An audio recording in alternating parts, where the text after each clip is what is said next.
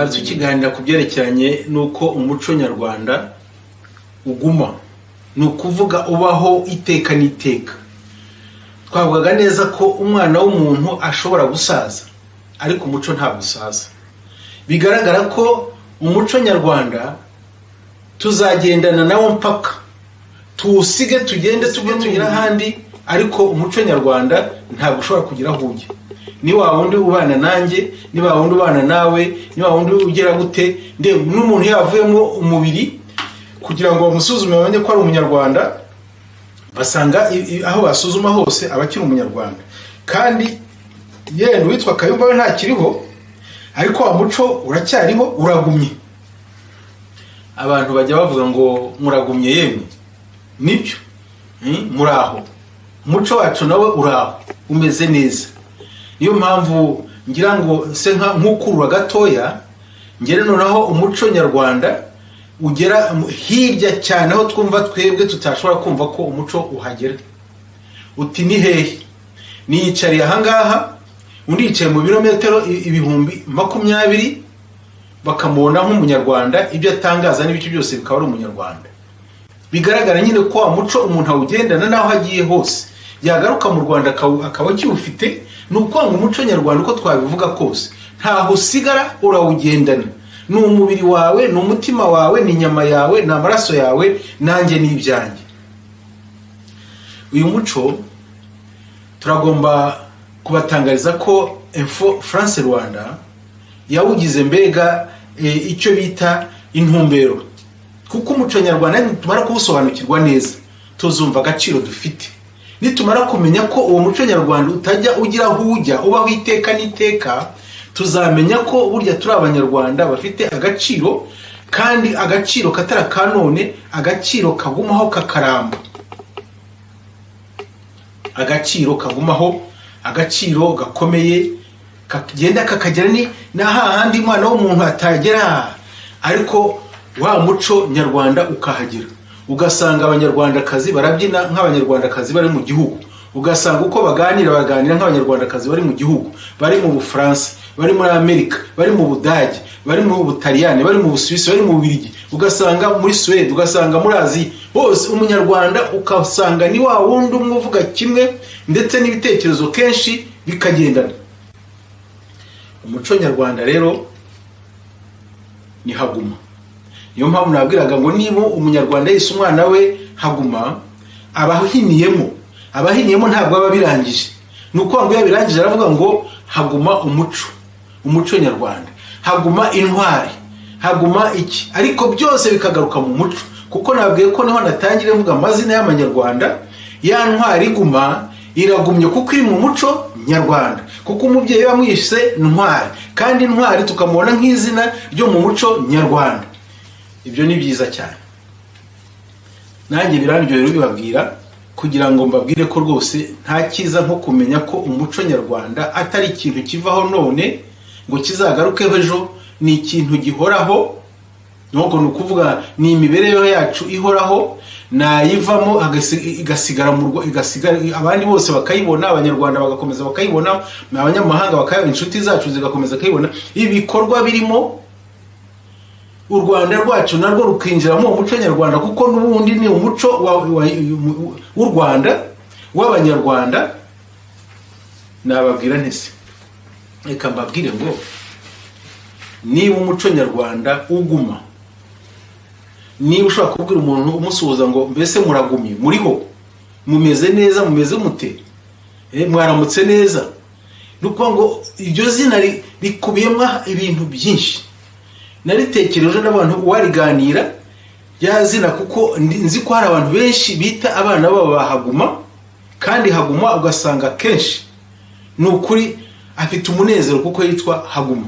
Haguma rero umuco nyarwanda, kuko niwo mbabwira ubu ngubu, kuko niwo ushimishije kubatangariza, kandi ndarikira benshi kugira ngo tumenye ko umuco nyarwanda wacu ntaho ujya, ntabwo usaza.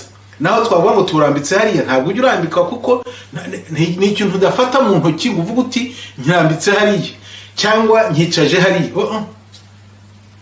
Niyo nyama ikuriho, n'uwo mubiri kuriho, n'iryo gufa rikuriho, nayo maraso agutemberamo, ugasanga noneho wa muco uruzuye.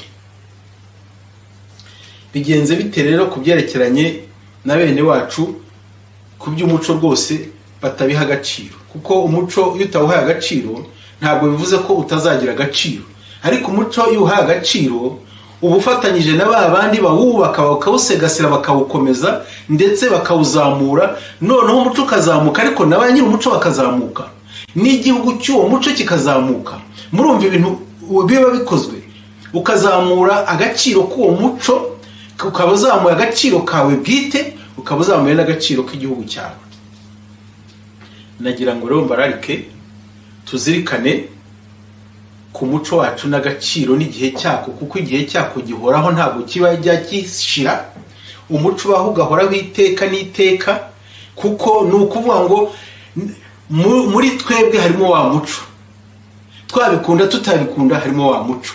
Niyo mpamvu abanezerwa n'umuco nyarwanda tukawuvuga, tukawukoramo, tukawukagendamo, tukawuganiramo, tukawubanamo, mugira neza cyane. Ariko nanone ntabwo twakwibagirwa abawangiza cyangwa se abawusebya. Ni ukuvuga ngo imyitwarire yacu igaragaza umuco. Iyo ibaye myiza wa muco uba mwiza, iyo ibaye mibi wa muco tuba tuwihindanyije. Ariko ntabwo umuco ubwawo wigera uba mubi, ni twebwe tuba bishaka kuwuhindanya, ariko ubundi mu by'ukuri twe tuba duhindanye. Umunyarwanda iyo yahindanye ntakavuge ngo arahindanye umuco. Umunyarwanda iyo yabaye umushizi w'isoni ntakavuge ngo u Rwanda n'abashizi b'isoni.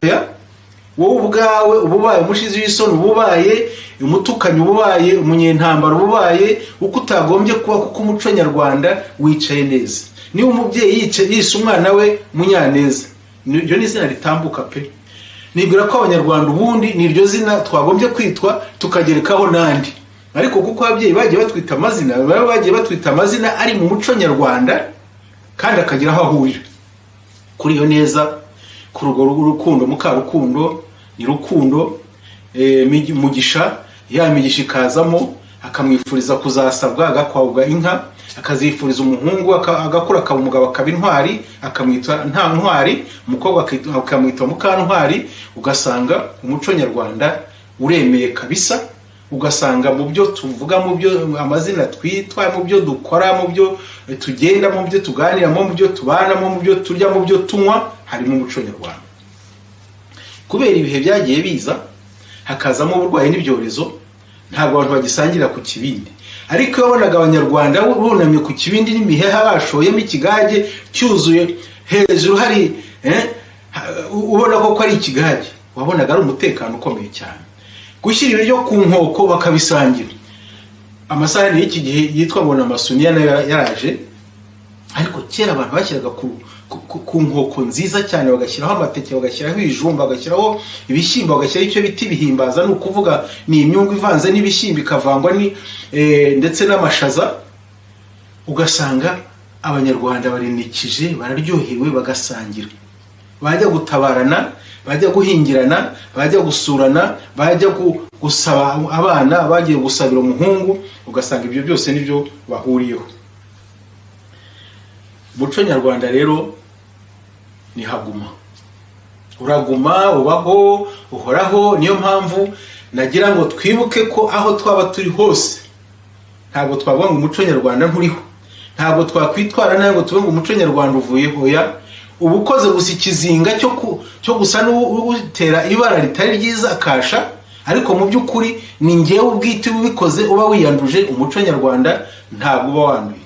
Niyo mpamvu ibyo dukoze byiza birawubaka, bikatwubaka, bikubaka na wa muco, bikubaka n'igihugu, bikubaka aho tuvuka, bikubaka abo tuvukana, bikubaka noneho n'abo tubana hose. Ndagira ngo uyu muco nyarwanda batakira nk'abanyarwanda bakanyarwanda bo mu gihugu cy'u Rwanda ube nukuvuga ngo ube mu ngo zacu, ube mu mibereho yacu, ube mu bana n'ababyeyi babo, abapapa n'abamama ndetse n'abana babo bagira umuco waranga. Umwana w'umunyarwanda urangwa n'umuco w'umunyarwanda aguhita bakagusuhuza. Umwana w'umunyarwanda urangwa n'umuco nyarwanda ajya kwiga akagenda afite ishema, akagenda adatseta ibirenge. Umwana w'umunyarwanda uri nukuba ufite umuco nyarwanda muri we ntabwo ashobora kubona umukuriye ngo amuhiteho cyangwa se amucire cyangwa amutuke. Oya, ntabwo ariko bigenda. Aramukuriye, aramwubaha, ni na mutoya aramwubaha, nawe ubwe kandi icyo cyubahiro amuhaye nawe kikamugarukiraho. Siko bene wacu niko bimeze, byo mvuga niko bimeze. Kandi n'ubundi ndibuze kusaba, nongera gusaba nkuko tujya tubibasaba, kugira ngo uyu murongo mujye muha ibitekerezo byiza bikomeza kubaka, kugira ngo duhurire mu muco nyarwanda, wa muco nyarwanda tuwubake, kuko nitutawubaka ahandi urubakitse nta kizagira. Ariko tutawubatse njyewe simwubake, abandi bazawubaka kandi uzaba umuco ukomeye cyane. Reka tuvuge ngo duhagarariye ahangaha, hari byinshi twabona ko umuco nyarwanda tuzawuvuga kandi kuzavuga ntibizarangira.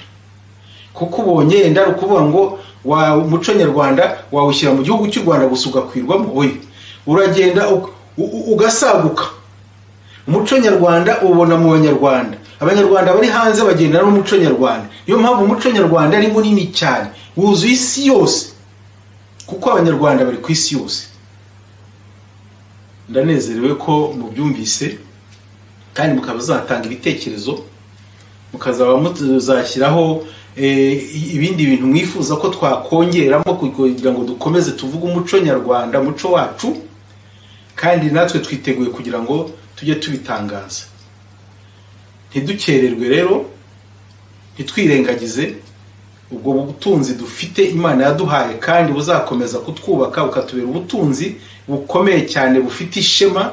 Kandi abitwa Bashema na Mukashema na Nyirashema, mumenye ngo uwo ni umuco ukomeye cyane. Ayo ni amazina ababyeyi bagiye bita kugira ngo twumve ko mu muco nyarwanda harimo ishema. Kwitwa umunyarwanda, umunyarwandakazi ni ishema. We Shema ubyumve, Mukashema ubyumve, Nyirishema ubyumve, aho uri hose iryo ni izina ryiza cyane. Murakoze, basabye kwitabira uyu murongo wacu kuko wamaze kuba inshuti zanyu, mukawitabira muwiyandikishaho, mukawitabira ndetse ibyo mwumvise mukabisangira n'abandi, mukazanamo ibitekerezo tukabyongeramo, tukongeraho ibindi kugira ngo birusheho kuba byiza. Mbifurije ibihe byiza kandi turabakunda, tuzakomeza tubaganirize ku muco nyarwanda. Murakarama, murakoze cyane.